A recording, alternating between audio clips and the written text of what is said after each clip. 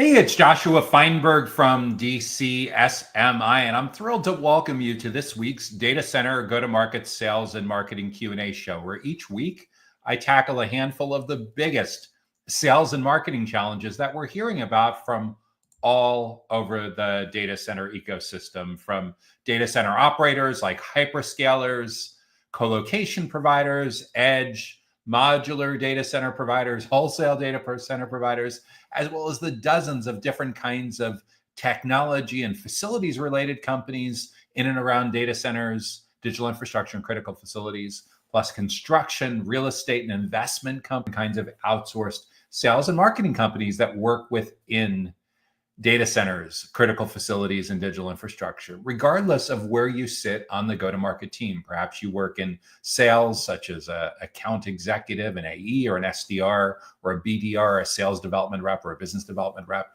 Or maybe you work post-purchase in some kind of role similar to like an account manager, or a client success, customer success, or perhaps you work in product management or channel partnerships, or maybe you're the executive sponsor, the leader who's responsible for recruiting all of the right people into the right roles, having people in the right seats on the bus, rowing the boat at the right speed, playing their instruments at the right tempo, in sync with each other at the right volume to make all these terrific things happen within the period of amazing growth right now within data centers, digital infrastructure, and critical facilities. If you want to stay in the loop on upcoming educational resources and educational events just like this, make sure that you subscribe to the Data Center Sales and Marketing newsletter directly on our website at www.dcsmi.com. That way you'll get notified each Sunday directly to your email inbox. So what is on the agenda for this week's show? First up, we're going to talk about how a data center operator and telecommunications provider finds their target audience. After that, we'll look at how a data center design and construction marketer can get an audience for their content and events. After that, we'll turn our attention to how a data center telecommunications provider motivates potential customers. Then we'll take a real quick break for a message from our sponsor. And in the second half of this week's Data Center Go-to-Market Sales and Marketing Q&A show, we'll look at how an energy efficient data center solutions provider can generate awareness, how a cloud hosting, infrastructure management, and connectivity company generates new leads. And as we head down the home stretch on this week's Data Center Go-to-Market Sales and Marketing Q&A show, we'll talk about how an oil and gas technology and services company grows its data center revenue.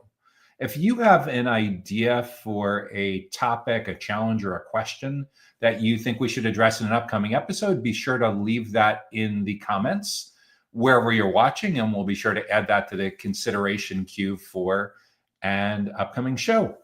So without any further delay, let's jump into this week's first question, which is, how does a data center operator and telecommunications provider find their target audience? How does a company that's principally in the business of being a data center operator and a telecommunications provider find their target audience?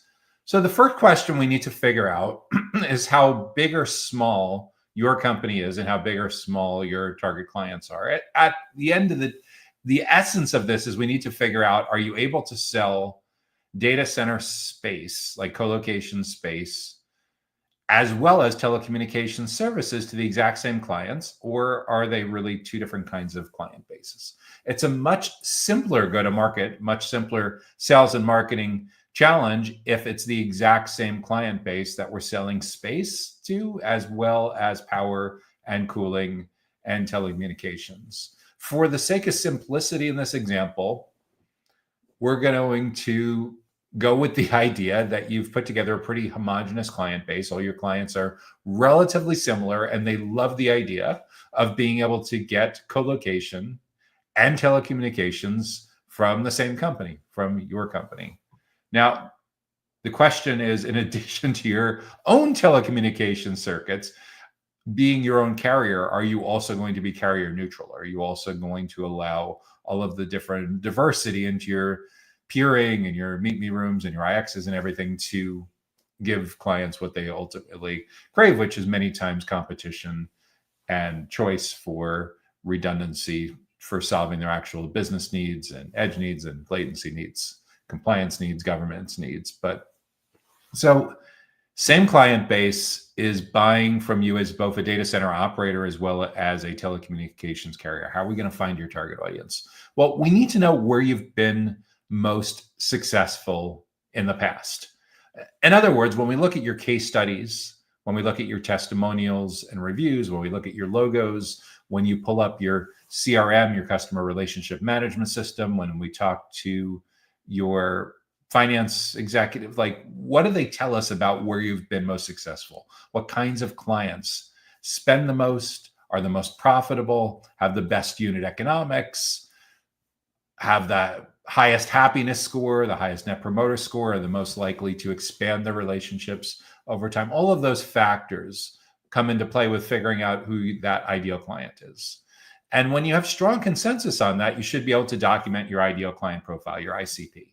So you know geographically where they're located, how big or small their companies are there certain industries that you tend to do better at than others? Because of course, depending on where you're located and the kinds of industries you target, there may be certain compliance requirements, some certification requirements that you need to have to operate a co-location business, perhaps even a telecommunications business, depending on the nature of these kinds of clients and what you're actually doing for them, that intersect with both a geographic location and industry. So in other words, like, where do you have a unfair advantage to win with certain sectors, with certain kind of niches?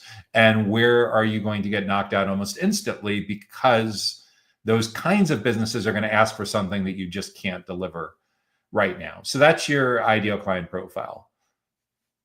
What's interesting too is when it comes to both telecommunications, when it comes to being a data center operator, and by data center operator, I'm going with the idea here that the most common kind of data center operator is the co-location operator, but perhaps you're winning based on precise location, maybe smaller footprint in an edge context. Maybe you're winning based on a huge kind of single anchor tenants and like a hyperscale or a wholesale data center kind of context. But we know the most common type of data center operator that you're likely to see in the field with this kind of challenge would be a co-location operator. We have dozens, maybe hundreds of different tenants in your facility. And in this context, your company also provides telecommunication services as opposed to just bringing circuits and carriers in from other companies. So to find your target audience, we've narrowed down the ideal client profile.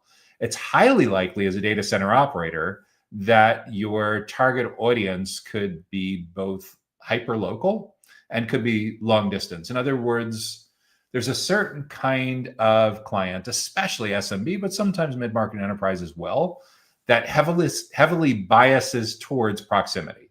In other words, they love the idea that they can get in the car, perhaps even walk to your facility, whether that's from their office, their home, or a little bit of both. I was chatting online with a CEO of a co-location operator a couple of weeks ago, and he was talking about one of their peers, 2-mile radius. Like the CTOs want the co-location facility to be within 2 miles of their location. I don't know whether it was their home location, whether it was their office location or a branch location, but yeah, really, really close proximity. So that's your hyper-local playbook. And in that context, you'll do a lot of community building events, one being hopefully in an editorial presence, sometimes in a sponsor presence, in most of the events that your ideal buyer persona, that your ideal clients, that your target buyer personas are attending on a regular basis. In addition to that, it's usually wildly successful for you to host your own events in your own facility. So that's where if you have a classroom or a conference room or a foyer or something like that, where you can invite a dozen, 2 dozen, whatever it is, of your ideal prospects, of your ideal future clients into your facility once a month, maybe twice a month, maybe it's once a month for a certain kind of segment. And then that's the first week of the month. And then the third week of the month, your secondary buyer persona. So 12 times a year, you're getting to each of your 2 most important segments. And you're just inviting them in to teach some cool stuff to help them do their job better. In other words, once you understand who the primary and secondary most important stakeholders are in your target audience, your primary and secondary buyer persona. Maybe one is the CTO of a mid-market financial services company, and the other one is the owner of a IT services firm that happens to also be a managed service provider like a channel partner play. And you understand their goals and challenges. Maybe there's 5 or 10 goals or challenges that keep coming up over and over again when you do this research. Take those 5 or 10 goals and challenges, and those are 5 or 10 separate events that you should host over the next 5 or 10 months. And don't try to be lazy and commingle both audiences together. If you really want to pop with relevancy, keep the CTOs of the financial services company separate from the channel partners because they care about different issues. So you invite 50, 100, 200 people, whatever it is in your local area, knowing that maybe a quarter of them say yes, and it's a free event. So half of those quarter will actually show up. So you get your 10 or 20 people attending. They join you for a breakfast seminar or lunch and learn, whatever it is. You have them block out 75 or 90 minutes. They arrive, they check in, a little bit of chatting, networking time, having some lunch or breakfast. Your subject matter expert, either your internal subject matter expert or external subject matter expert, presents the main focus of the program for 30 or 45 minutes. The content should be just as good as if they flew to the other side of the country or the other side of the world to attend that session at a major conference. So they talk for 30 or 40 minutes. They answer questions for 10 or 20 minutes. And then you say, come on, let's go take a tour. And you take people around a tour and your facility, and hopefully you made a good first impression with those folks, that they learned from your subject matter expert. They enjoyed visiting your facility. They learned some unique insights that can help them do their job better to better achieve their goals, their team's goals, their company's goals, addressing some of the biggest challenges that they're facing when it comes to digital infrastructure and telecommunications. And when you do this on a regular basis, you will find your target audience. And most importantly, you'll get your target audience to be highly motivated to want to spend a lot of time with your client-facing team members. And that is incredibly important in today's self-driven buyer's journey, where most of your target audience, by default, is more sales allergic than ever. They just don't want to spend a lot of time with sales teams until they're just about ready to buy. However, they still need to learn. They still need learning and development. They still need professional development. So if you are able to position your invitations to be part of how they learn, to improve how they do their job, either because they work in IT or infrastructure for a financial services company or manufacturing company or healthcare company or whatever it is, or they own a managed service provider business or whatever it is. If you can dial into understanding what's going on in their world, what they're trying to achieve, what they're struggling with, and show up as a solution to that, invite 10, 20, 30 people together for these face-to-face events, fantastic, and motivates them to want to spend time with you. And the more time they spend with you, the more likely it is that they're starting to get introduced to your frameworks, your way of seeing the world, and you're able to significantly influence how they evaluate the other options that are in front of them. So much so that not only do you get onto the shortlist, in many cases, you will not only survive the shortlist all the way to the end when they're ready for sales contact, when they hit that 83% point in their journey where they're finally ready for a sales conversation, but in many cases, when you do this exceptionally well, you'll start to notice that the one person that registered starts to bring their coworkers along with them to these events. There's a lot of magic that happens when you see that, because you're starting to build alignment internally across the decision committee. You're starting to get introduced to who the decision committee is, information that often is very elusive if you're just poking around a tool like LinkedIn Sales Navigator. Having these educational events where you're educating and building trust with the right people in the right places at the right time, and most of all in the right context, so that they see you and your client-facing team members no longer just as a vendor that's focused on a transaction or getting them to sign up for a lease for your co-location space or a subscription agreement for your telecommunications. No.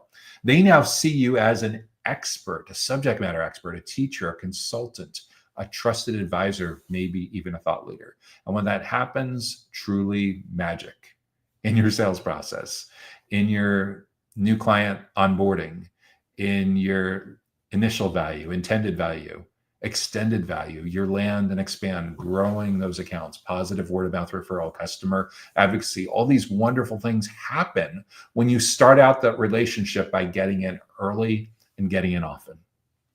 Most of your competitors are completely asleep at the wheel when it comes to understanding just how much buyer behavior has changed in the last 5 or 10 years. 10 years ago, they used to talk with sales teams when they were halfway through the journey. Now they're almost ready to buy, 83% of the way through their journey, Gartner stats on when they're ready for sales contact, when they're ready for vendor contact. So if you are completely absent, guess who's going to stack the decks in their favor? Your direct competitors, your indirect competitors, maybe even non-business model competitors. It is incredibly important. This just isn't about differentiation. This just isn't about building a brand. This is about competitive survival and recognizing that this is the new battleground. The self-driven buyer's journey is a really, really big deal. The way to get in early and often is teach, consult, subject matter expertise, be seen as a trusted advisor. So this is how a data center operator and telecommunications provider should be finding their target audience. This is how they should be generating leads with their target audience. This is how they should be nurturing their target audience, all the way to the point of deals, closed won deals, onboarded new clients, delighted new clients. Your account managers, your client success should even be part of this whole process. It has a game-changing impact when your prospects, when your clients, when your channel partners see your client-facing team members as experts. This changes the nature of who you should be hiring. This changes the nature of upskilling, cross-skilling, retraining, and overall positioning. Does this mean you should immediately go into your email signature, LinkedIn profile, and business card and find a better synonym for the job title? That's certainly part of it. But for most companies that are data center operators and telecommunications providers, especially small to mid-sized ones that don't have huge brand footprint already in the marketplace, these kinds of changes are cultural changes within a company, and they need to start at the top. If your company has fewer than 500 employees, certainly fewer than 200 employees, your CEO needs to be all in on loving this idea. If he or she doesn't, you're going nowhere fast. You're going to be marketing like it's still 1999. Hey, someone want to send out a broadcast fax? What happened to MySpace? Maybe we should just collect some business cards in a fishbowl and see what happens when we send out a postcard to announce the results. Or better yet, we can put a display ad in the newspaper to advertise our breakfast seminar and see what happens. If we're living in the present and we truly understand our buyer personas and their preferences, it is incredibly important to show up in the way that our ideal clients, our target buyer personas want us to show up. Now, we've been talking primarily about the hyperlocal playbook. However, when it comes to being a data center operator and a telecommunications provider, you'll also have a fair amount of prospects and clients that are long distance, that can't walk or drive or get to your facility within 30 to 60 minutes. And those are a big opportunity too. And what you're going to want to do is when you get your customer insight research together, you get your buyer persona research together, and you figure out your 10 or 12 big goals and challenges for each of these segments that you want to address in your educational events over the next 10 or 12 months. Guess what you're going to do for the long distance folks? Well, of course, when you host these events in your classroom, your conference room, your training room, by all means, record those. And in addition to making those available on demand for all of the attendees, coworkers, and bosses and colleagues and silent decision makers who weren't able to attend, but still want to know what was talked about, you basically take the same content and the same subject matter experts, either the subject matter expert speakers that are internal from your company or external, and you run the same playbook as webinars and live streams to the target audience that can't get to your facility within a 30 or 60 minute drive. And again, do the same thing. An educational webinar, best case scenario, 25, 50% attendance rate. And with all the business travel that people undertake in and around digital infrastructure, it can be challenging to find a week when people aren't in conference overload mode. So super important to not only be cognizant of that when you're scheduling for your buyer personas, but also record everything. Because again, maybe you have 30 people, 50 people, 100 people, whatever it is, chances are there are 10x to 100x more that should have been there that just weren't there because of a scheduling conflict. when it comes to decision maker, there's no single decision maker anymore. Almost everything is a decision committee. It's incredibly important, if you can't get multiple members of the decision committee to attend live, that your internal champion, whoever is your initial foot in the door, has these recordings to be able to forward around to their colleagues. So that's the long distance version of running the same playbook. So if you're a data center operator that also has telecommunications carrier business interests, and you're offering both of these services to your clients, this is how you can go about finding your target audience, growing pipeline with this target audience, growing new clients, and growing new revenue with this target audience. So that's how a data center operator and telecommunications provider finds their target audience.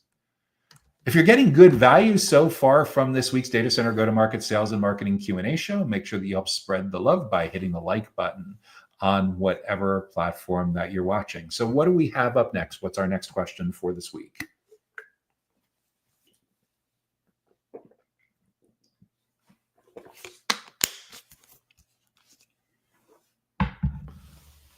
How does a data center design and construction marketer get an audience for their content and events?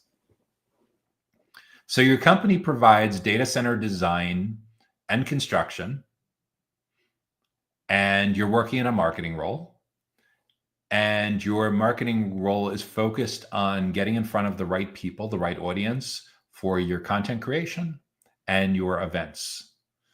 And since you didn't mention specifically whether you're talking about in-person events or online events, we'll make the advice applicable to both, because without both of those, your chances are you're missing a lot of potential audience. So your company is a design and construction company operating within data centers, digital infrastructure, and critical facilities, is kind of the first cousin of like data center real estate and data center investors. Your end clients, your audience that you're typically trying to reach, are data center developers, which might be considered like wholesale data center providers, or just data center operators in general. Maybe you're selling directly to co-location operators or hyperscale operators or edge data center builders, edge data center providers. You may also be selling to end users that have their own enterprise data centers, like a financial services company that, instead of renting space in co-location facilities, has built one or more of their own data centers in the geographic regions that are most important to their client base. So that's generally who you're selling design and construction to. Based on the nature of your business model, you may determine that your primary and secondary buyer personas could be like the principal of a small to mid-sized contractor company. It could be a construction manager. It could be a design manager. It could be a VP of development. The nature of how you segment your ideal client profile, the nature of how you identify your buyer personas, is going to vary quite a bit depending on your company's size and how expansive or how narrow your menu of services is, as well as your target clients and their company size.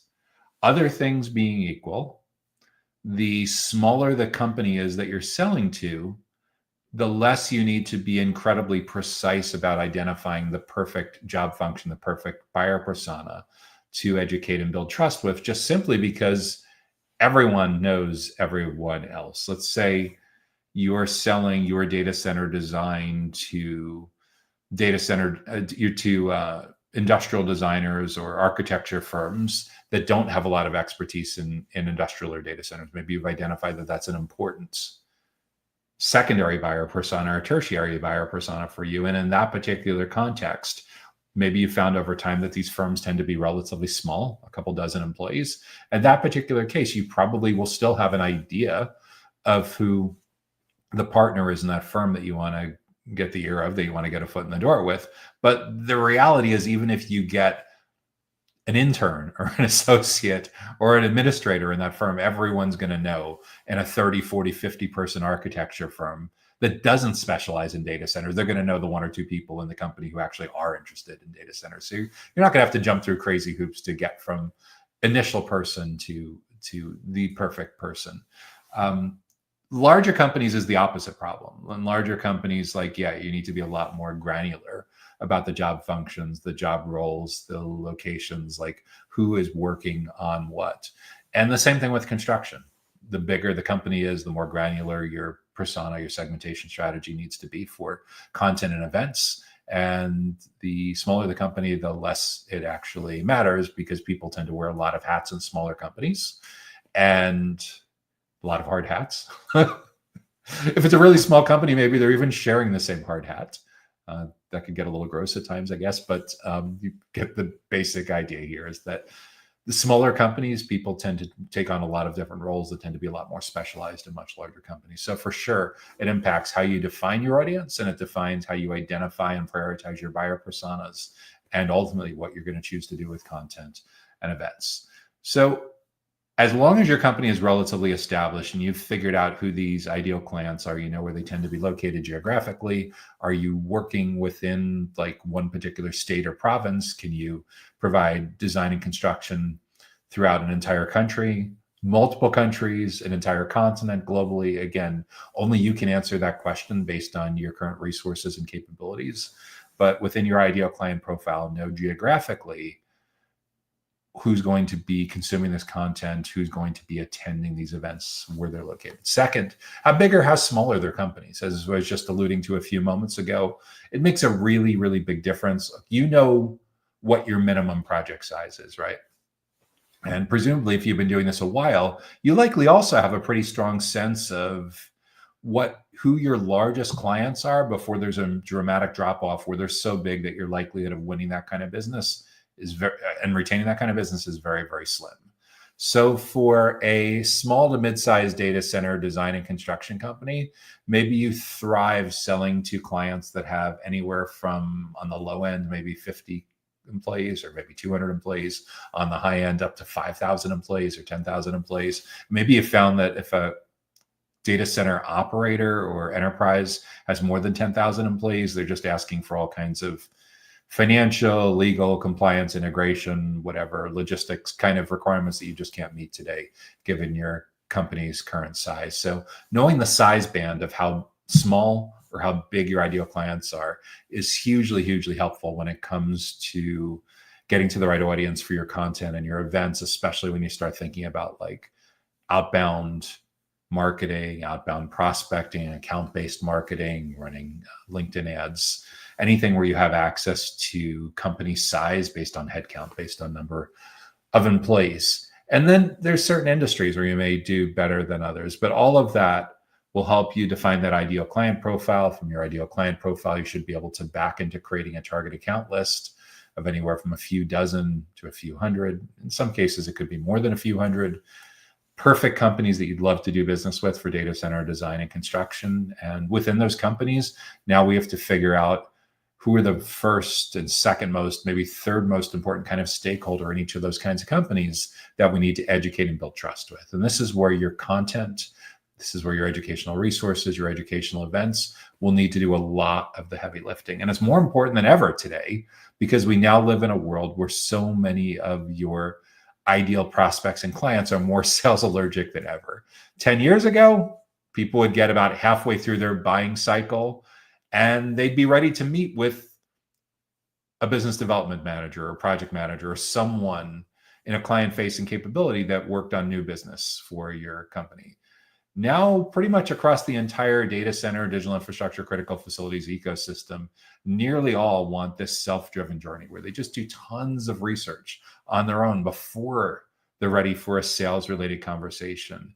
And that's difficult for a lot of companies that are still running a very traditional sales and marketing playbook that really haven't adjusted much over the past 10 years. But it's also a really big opportunity for those companies that truly understand who their ideal clients are, who the most important segments are, who the most important buyer personas are within those accounts, and what's going on in each of those personas worlds. What are they trying to get done professionally? What's sitting in their job description and their objectives and key results individually, as a team and as a company? And what are they really struggling with mightily when it comes to anything and everything related to data center design and construction? And when you know that for each of those 2 or 3 segments in their own words, not because you're guessing, but because you actually did your homework and you figured out their goals and their challenges in their own words. That gives you enormous, enormous power to get the relevancy right when it comes to educational content and when it comes to educational events. Say, for argument's sake, you're selling to the vice president of data center development for a contractor that's focused on industrial, it's focused on data center development.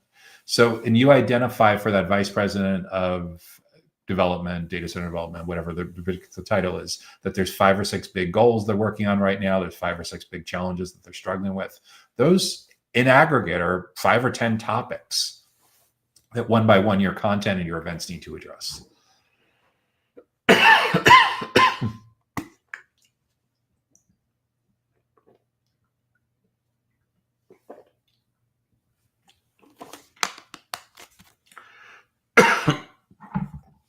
If you want them to be interested in you, be interested in them and show up in a way that teaches them valuable information that helps them do their job better. And when you understand your prioritized segments, your prioritized buyer personas, and you build your entire content marketing and event marketing strategy around that, great things can happen. Because the name of the game is we need to own a lot of surface area in the full buyer's journey. In a world where so much of the research and decision making now happens without you in the room, it's incredibly important that we use your educational content, your educational events to get back into the room with them, to get invited to their side of the table. So you get out of the vendor box, get out of transaction mode, and have one or more super relevant stakeholders in these companies see your client-facing team members as the be-all, end-all experts when it comes to anything and everything having to do with data center design and data center construction. And make no mistake, if you bypass this advice and you pretend like it's still 10 years ago, your ideal clients and prospects are learning from someone. The question is, do you want them to be learning from your client-facing team members that stack the decks in your favor with building know, like, and trust, with educating and building trust with multiple people from these companies? Or do you want your future clients to be learning from your competition? At the end of the day, the choice is yours. All I can point out is that your buyers' preferences have changed dramatically, and the better job you can do with updating your playbook to match how they want to buy, so they see your client-facing team members more like teachers and consultants and subject matter experts and trusted advisors rather than just stereotypical sales professionals, the better off you are going to be. And the job of your marketer is to provide the infrastructure to make all of this happen. In general, in a self-driven buyer's journey, marketers will be going much deeper into the buyer's journey than they ever have gone previously in their career. And sales professionals need to be prepared to come in much earlier in the journey than they ever have in their career, so they can truly collaborate on positioning the entire client-facing team to be seen as the be-all, end-all experts when it comes to anything and everything having to do with data center design and construction for this particular geographic area, for companies of a certain specific size, in certain kinds of industries and specialized kinds of stakeholders. And when your content and when your events are that hyper-specific to who they are, the kind of company they work for, and most importantly, what they care most about, great things can happen. They're paying attention to you. They're showing up. They're learning from you. They're learning so much from you that they're highly motivated to bring their peers, their coworkers, their boss along with them. So you are teaching all of those folks throughout their awareness and the consideration stages of their journey, in those formative stages where the preferences around a lot of what they're going to do with data center design and construction are fluid and open to suggestions. And many times you'll find that when you do this exceptionally well, the short list, by the time they're ready for a sales conversation, has collapsed down to one company. Like, your company is the only one left on the short list. In other words, you've neutralized all of the competition by doing an exceptionally good job of using education, using content, using these kinds of resources and events to build strong know, like, and trust with the right people in the right places at the right time, and most of all, in the right context, so that your prospects and clients see you as the experts on data center design and construction. So that is how a data center design and construction marketer can get an audience for their content and events.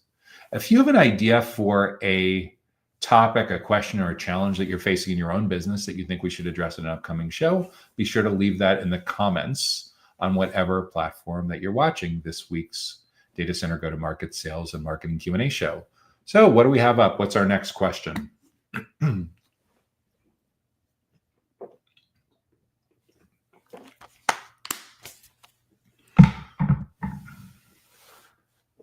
How does a data center telecommunications provider motivate potential customers? How does a data center telecommunications provider motivate potential customers?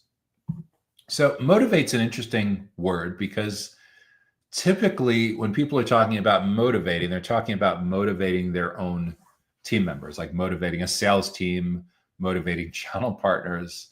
When they're using the word motivating potential customers, motivating prospects, it's got to be with the idea that they're motivating them to take action, to feel comfortable moving forward with what you're proposing as a telecommunications carrier, a telecommunications provider for that particular prospect, for that particular customer.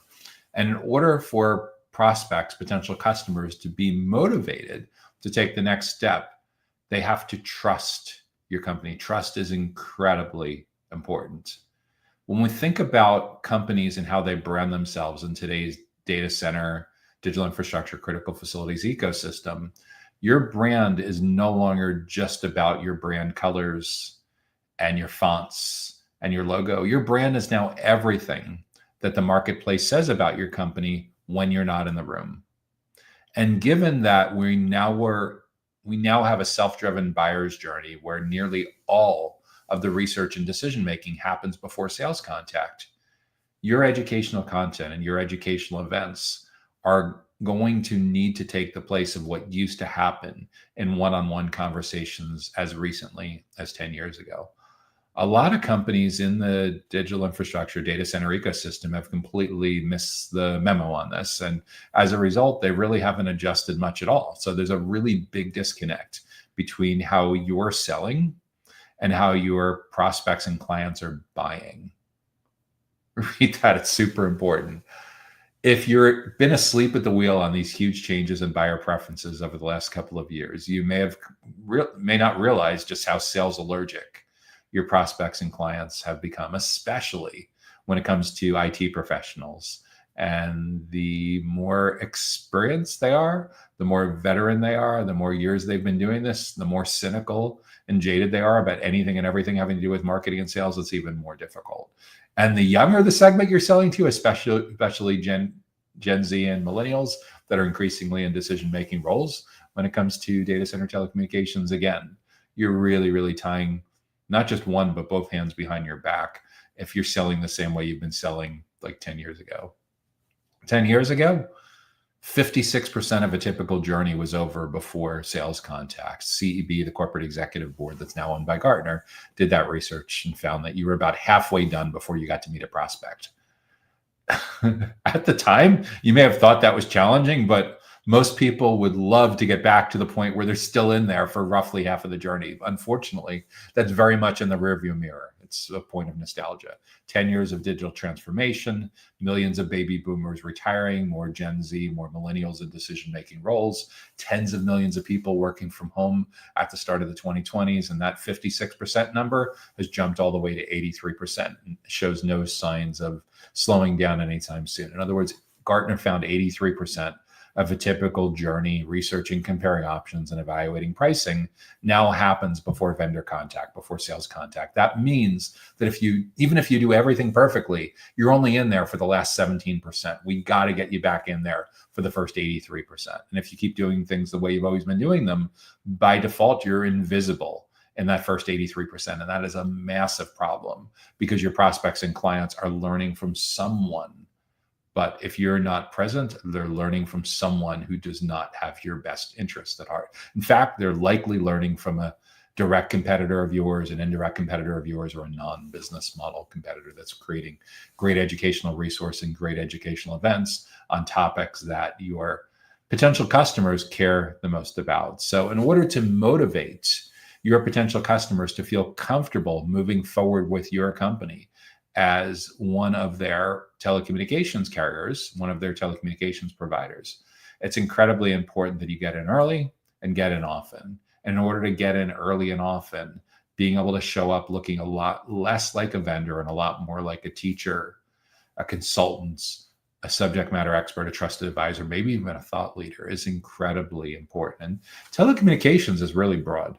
It can be really difficult to do this at scale across dozens and dozens of different market segments. That's the reason why increasingly we're seeing so many companies that are starting to get very realistic about where they win best, what industries, what company sizes, what geographic regions, and they're specializing their marketing and sales teams to focus on just one particular segment at a time. So it's not uncommon to find among telecommunications providers that there's SMB teams that just sell to small and medium-sized business. Those are the ones, by the way, that are most vulnerable to being displaced by self-service, onboarding, self-service, sign up, potentially AI, because the unit economics are such that you're selling relatively low ticket sales, relatively commoditized categories, and there's not a lot of room left for sales compensation. So even in the cases where those are not self sign up that look more like e-commerce, they may be going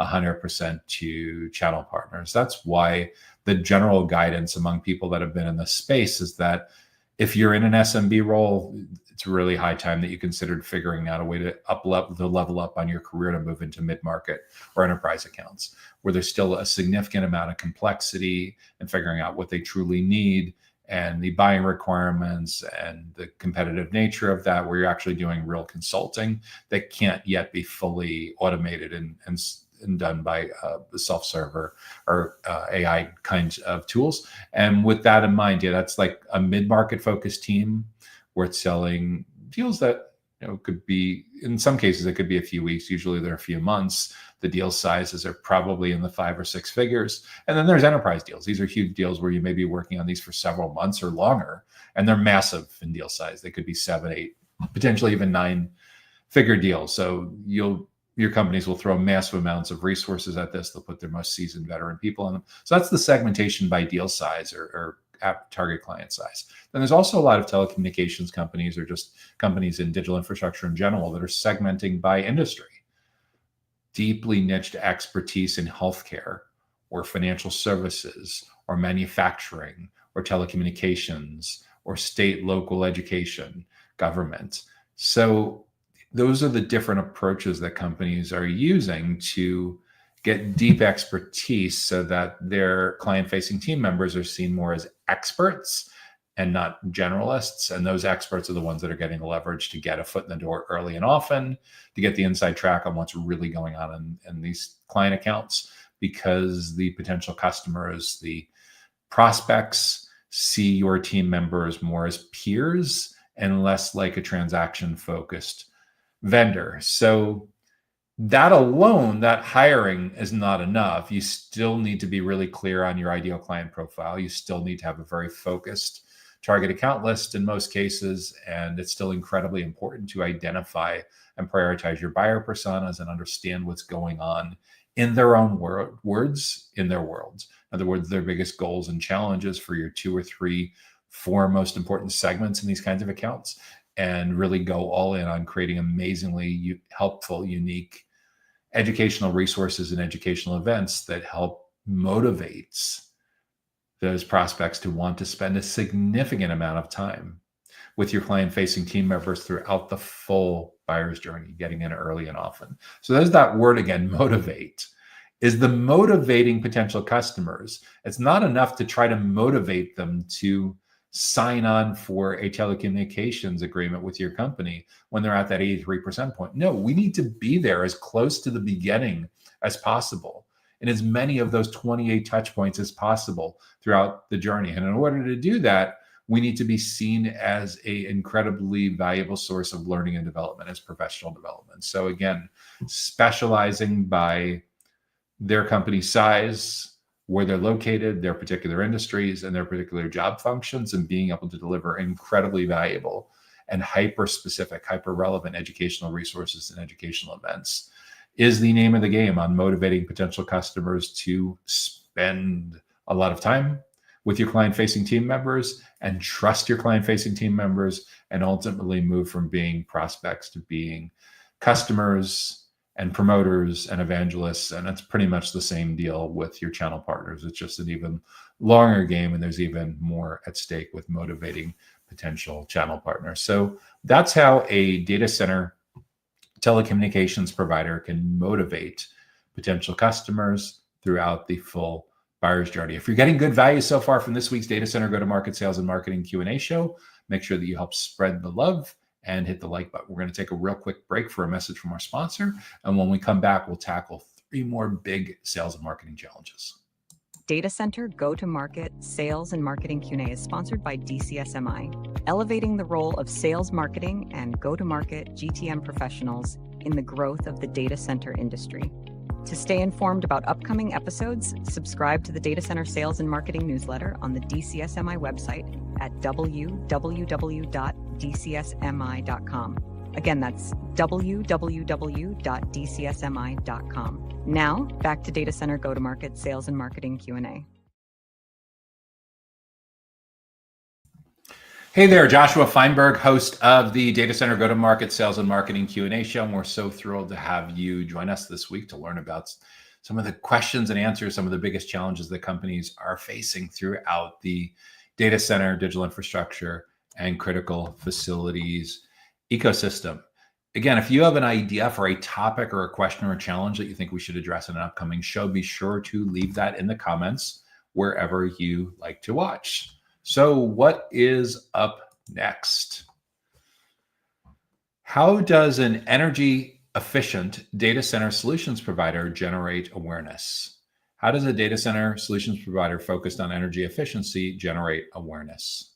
That is a terrific question, and one that's incredibly timely, because in the world we live in now, where AI and high performance computing and supercomputing is on a, I don't want to say collision course, but is definitely competing for scarce power on a global basis, energy efficiency is more important than ever. And depending on the region of the world where you're located, you may be more focused on sustainability or grid availability, but it's both basically the same issue, as we need to use that energy as efficiently as possible. Costs will continue to escalate. Availability will continue to get increasingly scarce. So a company that's focused on providing unique energy efficient solutions to data centers is likely operating within the facilities part of the data center ecosystem. Energy and power are important segments within the 12 or 13 different kinds of data center facilities related companies that we track over at DCSMI. And these energy efficiency data center solutions are likely being sold to data center operators and end users with their own data center facilities. So when it comes to generating awareness, essentially what you're trying to figure out is what kinds of clients have been best served by what you do so far. Are they data center operators? Are they end users with their own data centers, enterprises with their own data centers, or both? And then within data center operators, what kinds of data center operators have you historically done best with? Do you do better with co-location operators? Do you do better with massive hyperscale facilities? Do you have unique energy efficiency expertise with edge data center providers? Again, only you can answer that question, but I would certainly think about which parts of the data center ecosystem that you have the best talent and resources and competitive advantage to win these deals with. And you'll likely see evidence of that when you look at the case study section of your website, or your testimonials, your reviews, your logos. And for sure, there's likely some clues about this sitting in your CRM, your customer relationship management system, as well as perhaps in your financial, your ERP, your enterprise resource planning system, when you have these kinds of conversations with one of your finance executives. So with all of that in mind, that'll help you get your ICP, your ideal client profile, dialed in to know where these clients are located, where you want to generate awareness with. In other words, can you sell your energy efficiency solutions globally? Or do you only sell in one region of the world? Or do you only sell in one country or in one part of one country? Again, we need to get really specific, because when it comes to how you approach go-to-market sales and marketing and product development, all of this needs to be grounded in the reality of where you can successfully market, sell, and service and deliver these energy efficient solutions. And depending on the nature of what you're doing, energy efficiency usually requires site visits. This isn't like you're selling cybersecurity. This isn't like you're selling infrastructure or cloud services. By the nature of energy efficiency, you're almost always going to need to have a physical presence that is either nearby because you have employees or channel partners in that regions, or you develop relationships with channel partners in that particular regions to be your feet on the ground to go and have close proximity to these facilities. There are some huge companies that have their employees just on the road 50, 75% of the year, 30, 40, 50 weeks out of the year. And I just spoke to someone on the podcast a couple of weeks ago who focuses on data center commissioning. And he doesn't travel to conferences, but wow, does he travel a lot for visiting client sites and going and doing these inspections of these huge chillers and things like that need to go in these facilities. So there's a perfect example of, yes, it is possible as an energy efficiency consultancy or a solutions provider to have your team constantly be traveling. But there's a really good chance as well that at some point, depending on the sophistication level of your clients, they may demand that you actually have resources that live in that region so they can get there with a really quick turnaround time. So in terms of generating awareness, yeah, get specific on geographically where they're located, how big or small their companies are. When it comes to defining the headcount or the employee range of what's a good fit client for you, like at the lower end of the range, you'll know, right, what your minimum project size is, right? So like at some point, knowing your minimum project size, you should have a pretty good idea of how big that company needs to be to afford your minimums. So in other words, at the low end of the range, can a company have 50 employees and afford your minimums? Do they need to have 200 employees, 500 employees, at least 1,000 employees? I don't know. Only you can answer that. It has a lot to do with your pricing strategy, has a lot to do with the nature of what you actually provide, but that's certainly an important consideration.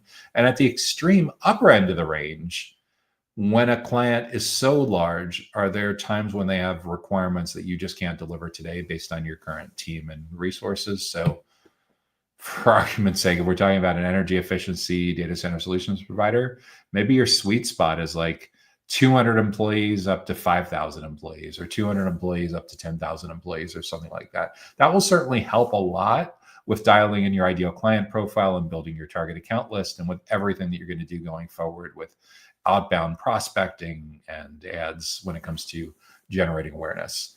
And then we also need to know, when we're generating awareness, we talked about so far at the account level. What about the individual people in these accounts? And again, it comes down to the nature of how big or small your company is, how big or small their company is, and what kinds of services you provide. But there could be energy managers, there could be ESG people, environmental social governance kind of people that you're working with on a regular basis. There could be utilities executives, there could be commissioning managers, it could be finance, it could be facilities managers. There's a lot of different plays for the nature of who these buyer personas are that are most relevant to your company. But over time, you should see some pattern recognition and know, when you look at your last 10 big deals that you closed, your last 20 big deals that you closed, what do those companies have in common, and what stakeholders show up most often, pre-sales and post-sales in these decision-making roles.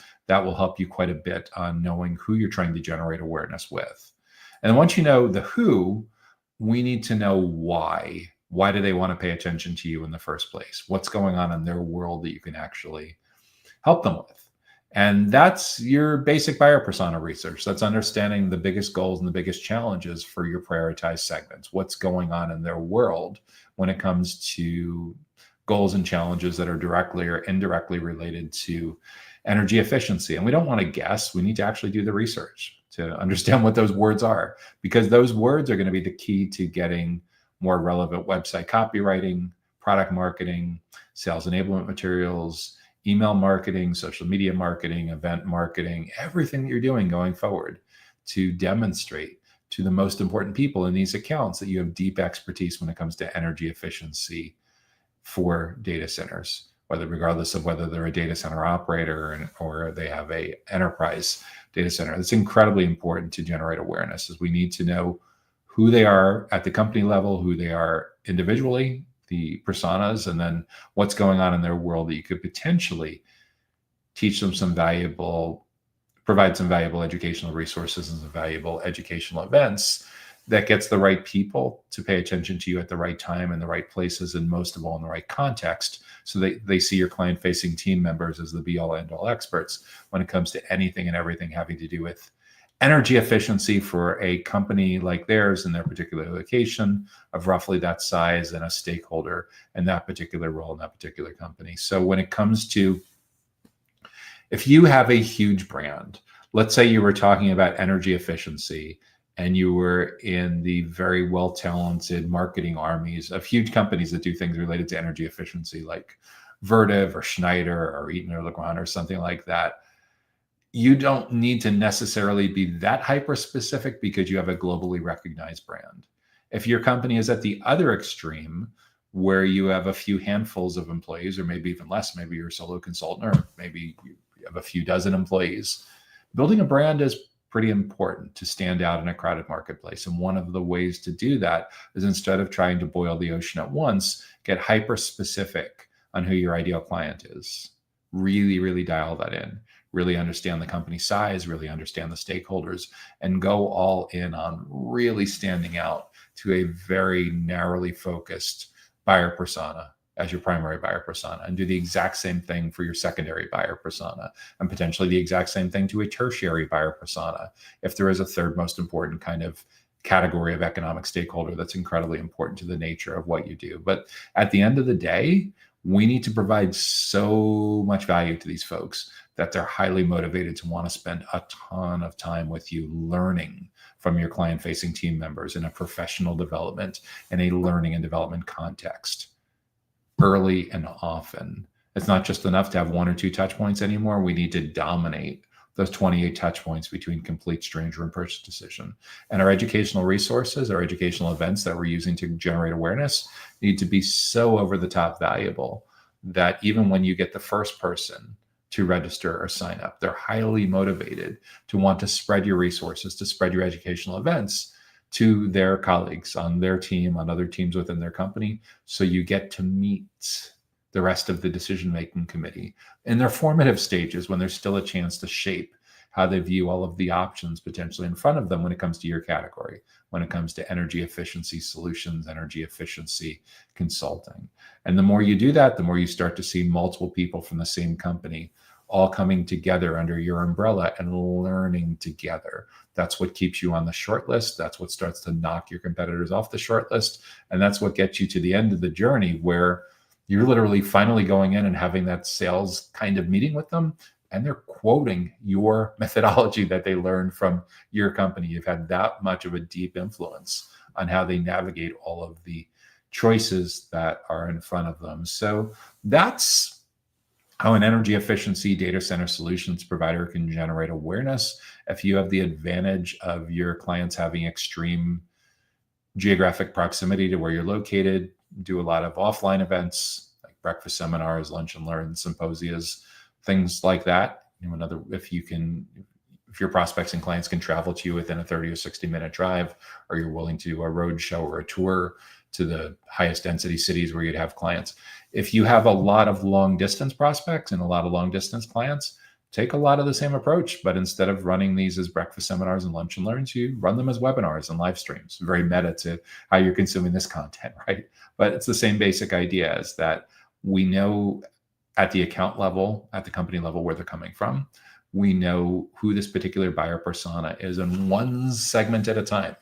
We do these incredibly relevant educational resources, incredibly relevant educational experiences. Like, in other words, if you determine that your 2 or 3 most important segments are an energy manager, a VP of data center development, and an ESG officer, and you know each of these 3 segments cares about vastly different goals and challenges. You know, because you did the homework. Don't be lazy and try to throw them all into one bucket or one event or one nurturing series or one lead generation campaign. Get hyper specific to who they are and what they care about, and tackle each of these segments one segment at a time. Certainly prioritize, start with your primary, the one that's going to have the most economic influence, but don't get lazy and don't try to throw all three of these categories into one campaign and one event strategy. There's so much to be gained by dividing and conquering, by segmenting and personalizing and customizing to who they are and what they care about, regardless of whether we're talking about in-person events, virtual events, or both. So that's my advice on how an energy efficient data center solutions provider can generate awareness. What do we have up next?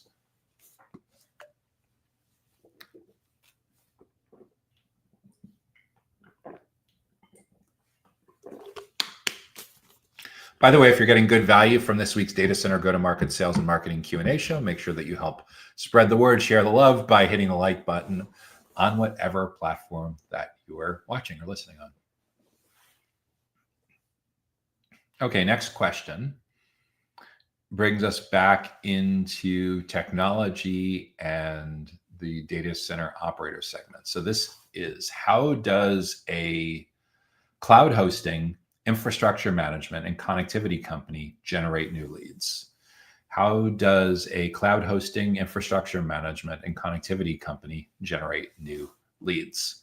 That is a fantastic question. And one of the challenges whenever we get a question like this, as you're mentioning 3 lines of business that could each be a separate company, right? There's companies that just provide cloud hosting, and there's companies that just specialize in infrastructure management, and there's companies that just provide connectivity. And you're saying that your company provides all 3. So to keep this example relatively simple, we're going to have to assume that your leadership team is doing a pretty good job of product road mapping and deciding to build products and services that are complementary to each other, that can be cross-sold very efficiently to the same kind of clients. If your company has been built by a series of acquisitions and there has not been great integration across the board, and there wasn't a lot of care and thought into how homogenous your client base is, you may actually need 3 different go-to-market strategies, 3 different marketing and sales teams to efficiently approach this. But if you've gotten the strategy right and you've built this out the right way, hopefully you're in a position where the same kind of clients are all prospects for cloud hosting, infrastructure management, and connectivity. So with that in mind, if we look at your website and we look at your logos and we look at your testimonials, your reviews, and your case studies, what do your happiest, most successful clients all have in common that have purchased and retained and been super happy with your cloud hosting, infrastructure management, and connectivity? What do these companies have in common? That's going to help you document that ideal client profile, which is incredibly important for your lead generation strategy. And your ideal client profile should tell us, where are these clients located? Are you selling globally? Are you selling regionally, nationally, locally? That's super important, because when it comes to figuring out your targeting, figuring out your target account list, figuring out your buyer personas, figuring out who you want to reach and what they care most about, what's top of mind, and even segmenting within those accounts, the geographic parameters for where you're trying to grow your business is incredibly important. So what's interesting is cloud hosting and infrastructure management is something that can be virtualized in nature, right? In other words, those can be sold long distance, those can be delivered long distance. Connectivity is generally physical, right? That's like telecommunications circuits coming into a particular facility. Carrier neutrality, IXs, meet me rooms, peering, all that stuff. So it's kind of like where your long distance playbook would potentially bump up against your local playbook of the reality of like having physical presence in the area. And historically, like companies that are in cloud and infrastructure management, they may have facilities in a small number of places, but they rent space in other data center operator facilities, like large amounts of colo space or wholesale space or something like that.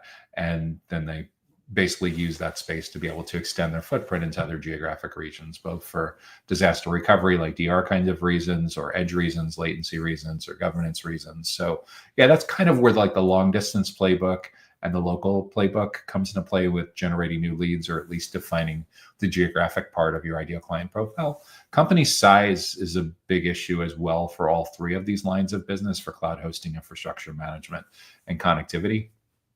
Depending on how big or how small your company is, and how big or small your ideal clients are, you likely have at some point established some minimums on the minimum level of engagement, the minimum deal size, the minimum program that someone needs to sign on for with your company for it to be worthwhile and profitable to work with that particular client.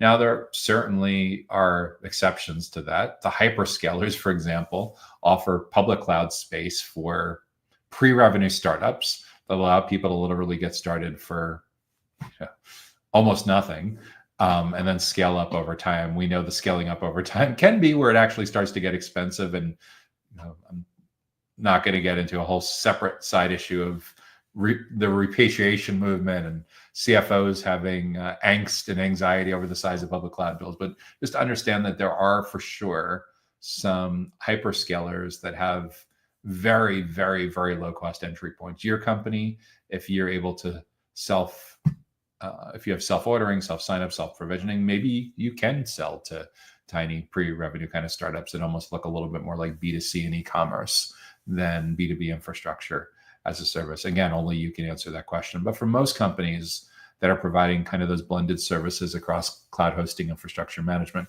and connectivity, you probably have an idea among your ideal clients of what size they need to be big enough to afford your minimums. Conversely, you may also tap out at a certain kind of enterprise client that may be so large that their integration, financial, legal, compliance, whatever, a host of proximity requirements may be prohibitive for what your company can actually do today. So maybe for argument's sake, your company decides for this particular ideal client profile, we're looking for companies primarily anywhere from 50 employees up to 5,000 employees or something like that. And of course, adjust for what's relevant for your particular context. And then there may be certain industries that are better fit than others, depending on whether there's compliance requirements, especially on the cloud hosting side, that could either qualify you or disqualify you, depending on whether your company is able to meet those compliance, certification, accreditation requirements or not, depending on where they're located, as well as what industries they're in and the nature of the data that's being stored in your cloud hosting, or that you're providing infrastructure management and connectivity services for. Probably more relevant to cloud hosting than the other two. But again, know your industries where you win and know your industries where you instantly get knocked out. That's going to allow you to build that target account list, which is kind of the backbone of being hyper specific about where you want to generate the leads. And then within those accounts, we need to know who are the people that we need to be educating and building trust with, that we need to be building these relationships with. So depending on how big or how small these companies are, in a relatively small, like SMB kind of context, it's very likely that the same person or the same team is responsible for procuring, for acquiring cloud hosting and infrastructure management services and connectivity. In larger and mid-sized companies and larger companies, this typically would be spread across multiple jobs, maybe even multiple teams that decide the nature of how they're going to buy cloud hosting, how they're going to buy infrastructure management, how they're going to buy connectivity. Again, the job titles, the functions, how granular your segmentation, your persona strategy is will vary tremendously depending on how big or how small your companies are. The companies are that you're targeting. But for this particular example, to keep it relatively simple, let's assume you're selling to small to mid-sized companies where the same team of people, maybe it's an IT team of 20 people, are all responsible for all three of these categories. So even if you don't get to the perfect person initially, it's an IT department of 20 people in a 500 person company. Everyone knows everyone. So it's not a huge deal if you get to a person that's indirectly involved, but they're not the decision maker, they're not the lead person in that particular initiative. For sure, they know who to introduce you to if they're willing and able and motivated to want to make that introduction. It's not like they're in an IT department with 5,000 people in a company with 100,000 employees in dozens of different locations. So In that context, you likely have a primary decision maker that's like an IT executive or an infrastructure manager or something like that. And you may also have like a channel partner buyer persona, like a integrator or a consultant or managed service provider or master agent or something like that. So that's a really, really oversimplified persona segmentation strategy. You may need something considerably more sophisticated, depending on how big or small your company is and how big or small your clients are. But that's just kind of a back of the napkin idea. So we have an IT executive and we have a channel partner executive. The IT executive and the channel partner executive have different things going on in their worlds, right? They each are going to have different kinds of professional goals that they're working on individually, as a team, and as a company. And they're going to have different things that they're struggling with. Those goals and those challenges, let's say for argument's sake, there's 5 or 6 of each of those. That's going to give you 10 or 12 topics that are top of mind for your IT executive that you want to be able to sell cloud hosting, infrastructure management, and connectivity to. Along the same lines, when you repeat the same research with your channel partners, with your MSPs, integrators, master agents, whatever you want to call them. And again, if you have a really big company, you may sub-segment, you may have sub-personas for relatively small marketing and sales enablement team. It's probably a pretty safe bet that your channel partner is a single persona, that you have them all together in one segment. They'll have different goals. They'll have different challenges. And it's really, really important to do your homework and to get those challenges and those goals verbalized in their own words, not what you think the words are, but what the words actually are. Because getting the words right is incredibly important for having relevant, hyper-focused website copywriting and product marketing materials and sales enablement and email marketing and social media marketing and your event strategy.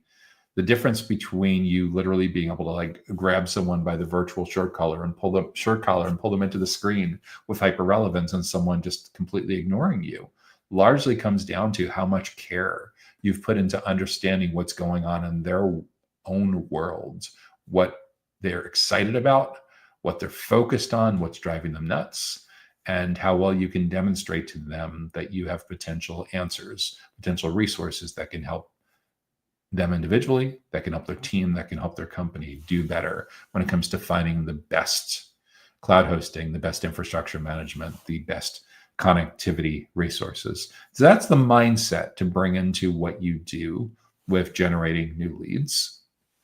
Because the self-driven buyer's journey makes it so incredibly challenging for traditional sales and marketing teams to generate leads, it's so important that we figure out a way for you and your client-facing team members to get out of that vendor box, get out of transaction mode, and instead have your prospects and clients, have your channel partners see you and your client-facing team members as teachers, as consultants, as expert advisors, trusted advisors when it comes to anything and everything having to do with cloud hosting, infrastructure management, and connectivity. And I'm especially partial to doing this in a one-to-many fashion in an educational learning and development, professional development context. Because even though most of your prospects and clients are more sales allergic than they've ever been over the past couple of decades, meaning that they're doing so much research on their own before they get to you that they're almost ready to buy, or in many cases would prefer to buy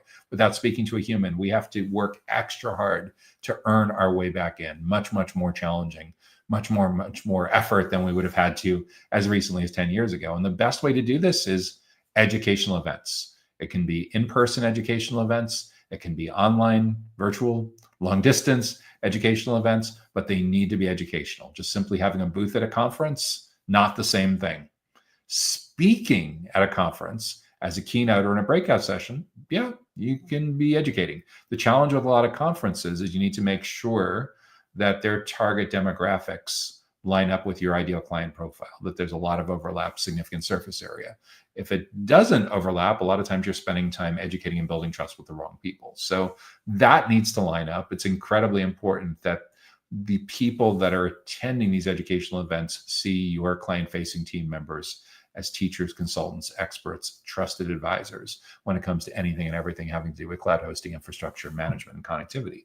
And that's the reason why hosting your own events can be so much more impactful, because you control who gets invited, you control who registers, you control all of that. You control the time of the day, the time of the week, whether you get 90 minutes or 20 minutes, all of that. What goes on the slides, it's all within your control. Yeah, you're doing a lot more of the work, but it's so much more precise on your ideal clients and your specific buyer personas, and so much more focused on your particular business goals, and not having to compete for attention with 49 other speakers and 179 other vendor booths.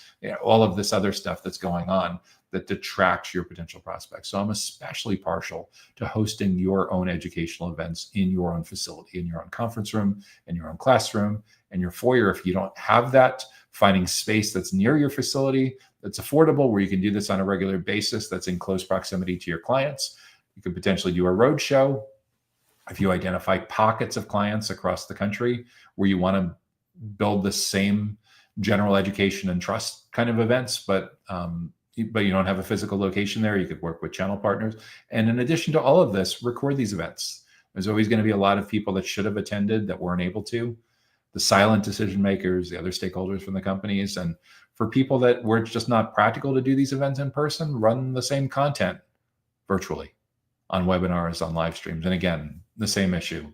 Best case scenario, a marketing kind of webinar gets about a 25 to 50% attendance rate. That's a lot of people that should have been there that weren't. So always record, encourage people to share these resources with other team members. You'd be amazed how much of an impact getting multiple people from the same company to learn together can have on advancing your deals, on educating and building trust, know, like, and trust, getting on shortlists, staying on shortlists, shaping the criteria that they use to evaluate all of the different options in front of them, and helping to scale exactly this kind of business when you know exactly what's going on with defining the ideal clients, when you know exactly who these ideal stakeholders are, these prioritized buyer personas are, and what's going on in their world, and how you can help them in a learning development and professional development context, so you can have as much surface area as possible throughout that full buyer's journey, throughout awareness and consideration, so you don't get relegated to just competing on price. So you get out of the commodity vendor box, and so you're seen as true experts, the definitive go-to experts in your space when it comes to anything and everything having to do with cloud hosting, infrastructure management, and connectivity. So that's how a cloud hosting, infrastructure management, and connectivity company can generate new leads. Okay, we have time for one more question today. What do we got?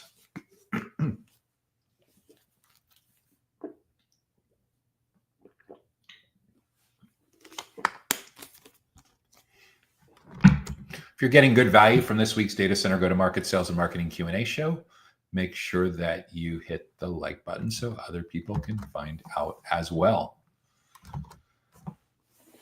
Final question is, how does an oil and gas technology and services company grow its data center revenue? How does an oil and gas technology and services company grow its data center revenue?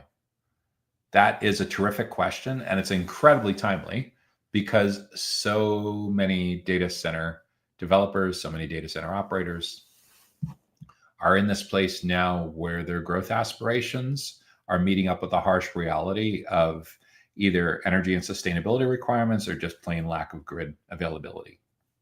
There's now multiple regions within the United States, for example, where you're going to be on a waiting list for multiple years to be able to get connected up to the grid.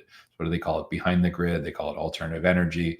This is where you just start to see discussions about running hyperscale facilities, potentially on diesel generators, on liquid natural gas generators, turbines driven by turbines, hydrogen fuel cells, small modular reactors. There are some conversations about wind and solar and hydro, but most of those conversations are focused on running like lighting, interior lighting and parking lot lighting and things like that, certainly not powering highly dense racks of GPU driven AI workloads in these data centers. You typically need more than just those kind of renewable resources. But yeah, there's a lot of conversations going on about energy, power, grid availability. So not surprising to find oil and gas being pulled into a lot of these conversations, both on what they can do with using the technology more efficient with helping data center related clients use their technology to solve some of these problems, and potentially providing services on the implementation side and management side to help keep these grid alternatives up and both installed and up and running, and from a maintenance perspective, either on an interim basis until grid power is available, on a permanent basis as a primary power source or as a secondary power source. There's all kinds of scenarios being floated now globally on how to best address this. Battery storage is another big area that people are talking a lot about. So how does the oil and gas company that wants to grow its data center revenue, what should they be doing? Well, a lot of deciding where you're going to grow your revenue comes down to how. In other words, for a technology focused company, it's very common that you have all product management function, right? Like, so when you look at the couple dozen different kinds of technology and facilities related companies that are operating within data centers, critical facilities, and digital infrastructure, it is extraordinarily common to find that nearly all of these companies have product management teams, product managers, vice presidents of product management, in many cases, CPOs, chief product officers. A lot of these companies also have chief innovation officers, kind of the first cousin of the chief product officer. I've had the honor of having some of these folks on the Data Center Go-to-Market podcast talking very specifically about these exact issues.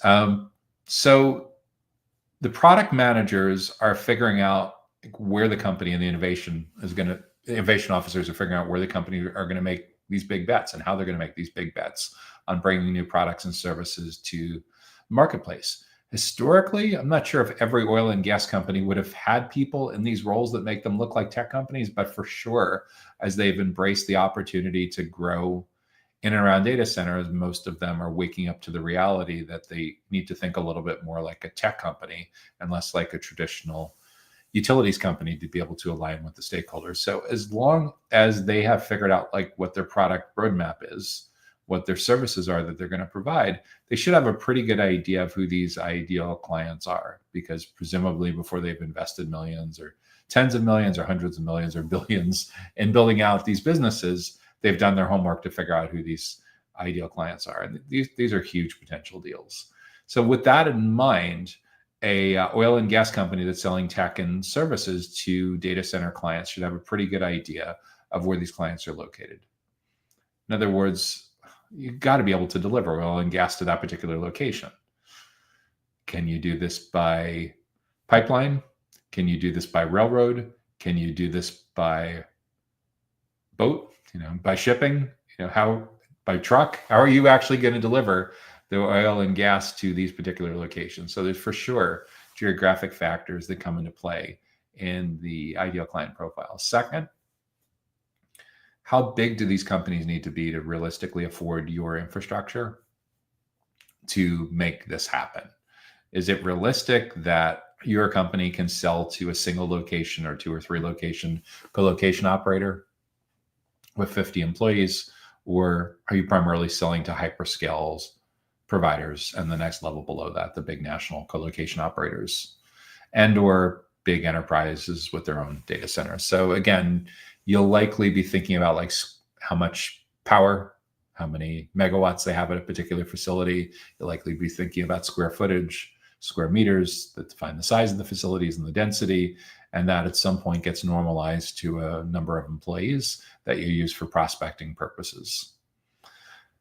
In addition to that, there may be certain industries that are better fit than others, that are more likely to be receptive to what you're doing than others, but more than likely it's geographic and it's infrastructure investments that determine whether they're going to be reasonably interested in what you're doing.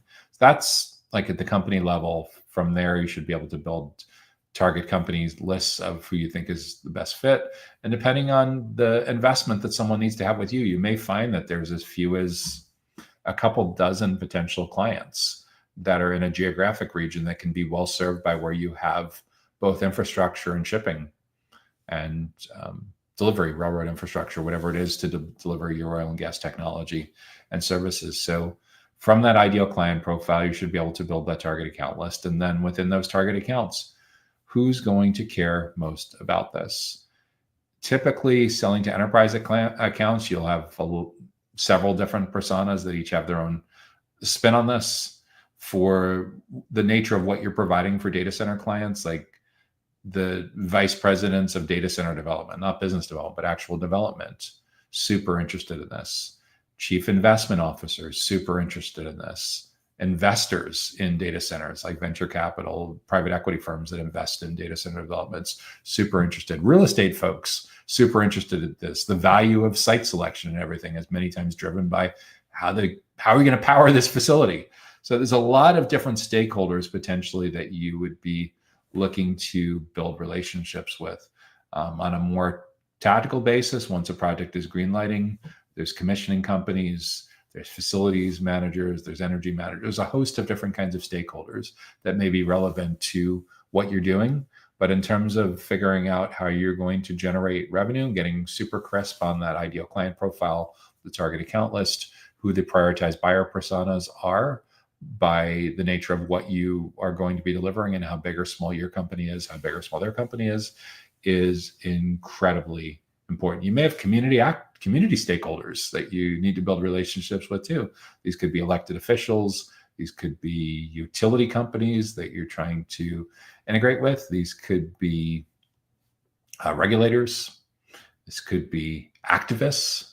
They may potentially have a stay in what you're looking to do for certain locations. So it's really, really important to figure out who's going to care the most about what you're doing, why they should care, why they should pay attention to you in the first place.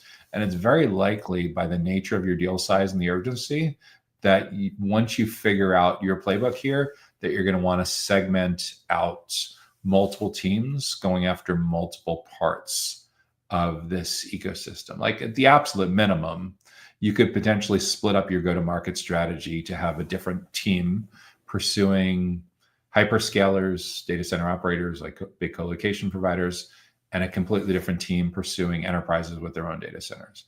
You may also decide to segment out geographically, obviously, is a big one. But again, we tackle geographically already in defining the ideal client profile. So you're not wasting any resources in areas where you can't deliver these oil and gas technology and oil and gas services. So segmenting by the nature of whether they're an operator or an end user likely be one scenario. You may also decide to segment by industry.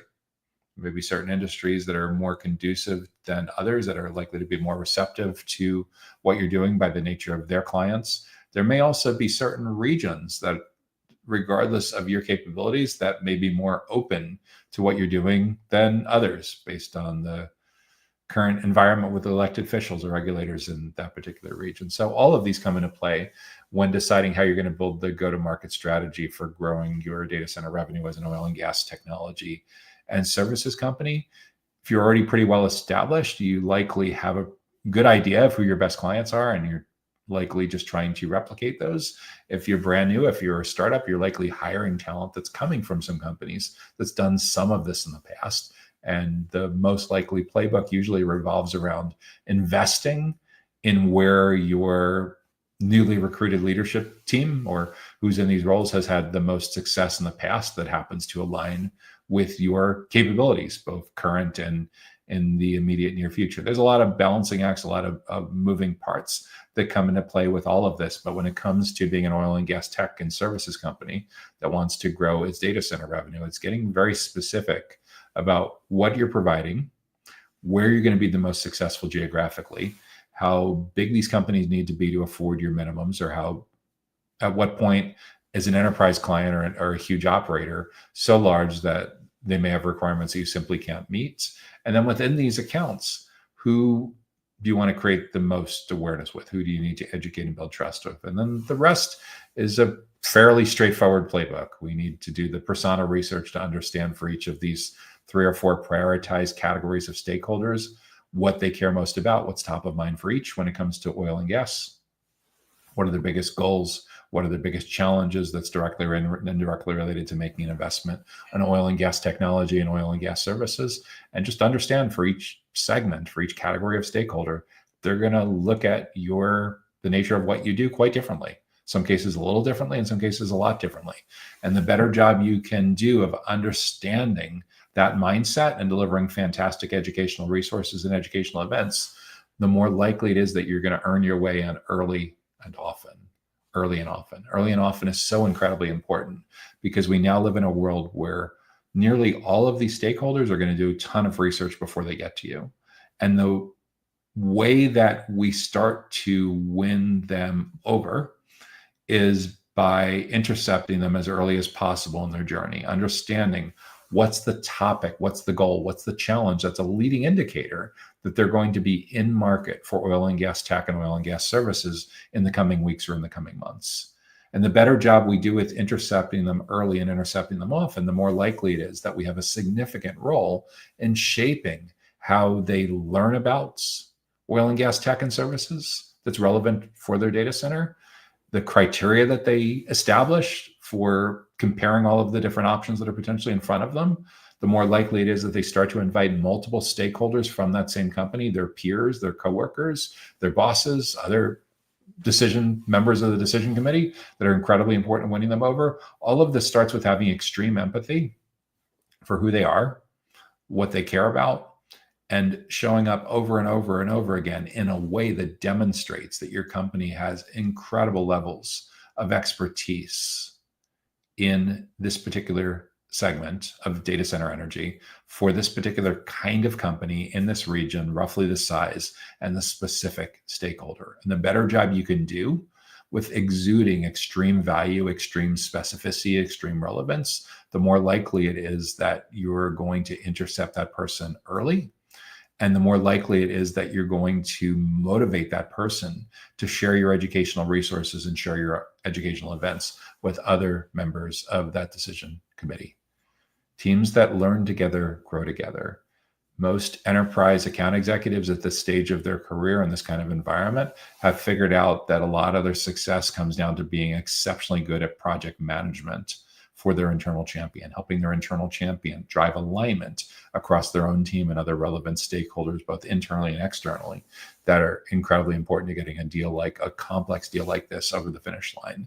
And you can do wonders to start to stack the decks in your favor if you're able to get to that person, those people, well before that 83% point. If you only meet people when they're already at that 83% point, someone else has influenced all of the awareness and the consideration, and you're only in there, best case scenario, for the final 17%. In many cases, you're massively treading water. I don't want you to tread water. I want you to be able to be in a really, really strong position with your sales processes, with educating and building trust. And in order to do that, we have to know who they are, what they care about, and we need to get in there early and often with the right people in the right places at the right time, and most of all in the right context, so that they see your client-facing team members as the be-all, end-all experts when it comes to oil and gas tech and oil and gas services for data centers. The better job you can do with that, the more beautiful things can happen. The more you ignore that, the more likely it is that you're going to be incredibly vulnerable to other competitors, direct competitors, indirect competitors, non-business model competitors who better understand buyer behavior and have better have adapted to the modern buyer's journey. So at the end of the day, know who they are, know what they care about, and figure out a way to insert yourself into their professional development and learning and development process, so they're highly motivated to want to spend time with you long before they realize that they need a vendor kind of conversation. When you do this right, you won't be the vendor, you'll be the energy partner. And that's what we're trying to do with all this. So that's my advice for how an oil and gas technology and services company can grow its data center revenue. So that is the final question that we'll be addressing in this week's Data Center Go-to-Market Sales and Marketing Q&A show. If you have an idea for a challenge, a topic, or a question that you're currently dealing with in your company that you'd like to be considered for an upcoming episode, be sure to leave that in the comments wherever you're watching, and we'll add that to the consideration queue. If you want to stay on the loop about upcoming educational events and resources just like this, make sure that you subscribe to the Data Center Sales and Marketing newsletter that comes to your email inbox each Sunday. You can subscribe on our website at www.dcsmi.com. I'm Joshua Feinberg, host of the Data Center Go-to-Market Sales and Marketing Q&A show. If you and I are not currently connected on LinkedIn, feel free to send me a connect invitation. Make sure to mention that you are watching the Data Center Go-to-Market Sales and Marketing Q&A show, and I'd be happy to be connected with you on LinkedIn. Just make sure to include that in the connection invitation message. Again, we're so happy that you're able to join us this week. We look forward to hearing your great success stories and how you're growing your influence, your company's leads, opportunities, revenue, client base within data centers, digital infrastructure, and critical facilities. Look forward to seeing you back next week. Take care now. Data Center Go-to-Market Sales and Marketing Q&A is sponsored by DCSMI, elevating the role of sales marketing and go-to-market GTM professionals in the growth of the data center industry. To stay informed about upcoming episodes, subscribe to the Data Center Sales and Marketing newsletter on the DCSMI website at www.dcsmi.com. Again, that's www.dcsmi.com.